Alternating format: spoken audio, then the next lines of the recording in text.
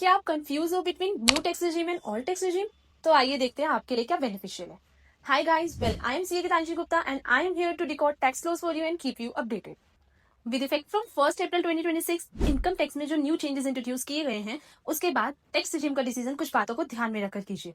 If your income is up to 12 lakh then simply opt new tax regime because from now under new tax regime you have to pay zero tax on your income up to 12 lakh. लेकिन अगर आपकी income 12 lakh से थोड़ी भी ज्यादा है then you have to calculate tax as per slab rates. जो new tax regime और old tax regime में कुछ इस तरह से. Tax rates under new tax regime are more favorable, and also standard deduction that is allowed from your salary income under new tax regime is 75,000 while it is only 50,000 under old tax regime. यहाँ तक तो new tax regime ही favourable लग रहा है, but बात यही खत्म नहीं होती. गवर्नमेंट ने जो न्यू टैक्स रूल्स इंट्रोड्यूस किए हैं उसके बाद आप ओल्ड टैक्स regime में ज्यादा एग्जाम्पशन क्लेम कर सकते हो, जो बना सकता है ओल्ड टैक्स regime को आपके लिए ज्यादा favourable. Number 1, house rent allowance के लिए अब बेंगलोर, अहमदाबाद, पुणे और हैदराबाद को भी मेट्रो सिटीज की कैटेगरी में इंक्लूड कर दिया गया है. मतलब अब यहाँ पे रहने वालों के लिए भी एचआर एग्जाम्पशन 40% से बढ़ाकर 50% कर दिया गया है. पहले 50% सिर्फ दिल्ली, मुंबई, कोलकाता और चेन्नई के लिए था.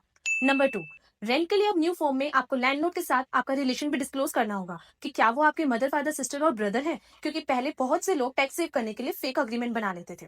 नंबर 3, अगर आपकी कंपनी प्रोवाइड करती है आपको मील कार्ड तो आप 200 पर मील एग्जाम्पशन क्लेम कर सकते हो, जो कि पहले सिर्फ 50 पर मील था. Number 4, children education allowance and hostel allowance 30 times तक बढ़ा दिया गया है. मतलब अब आप children education allowance 3,000 per month पर child and hostel allowance 9,000 per month पर चाइल्ड तक क्लेम कर सकते हो. मतलब सीधा 2,88,000 टैक्स फ्री हो गया है. नंबर 5, गिफ्ट वाउचर की tax exemption limit 15,000 per year तक बढ़ा दी गई है.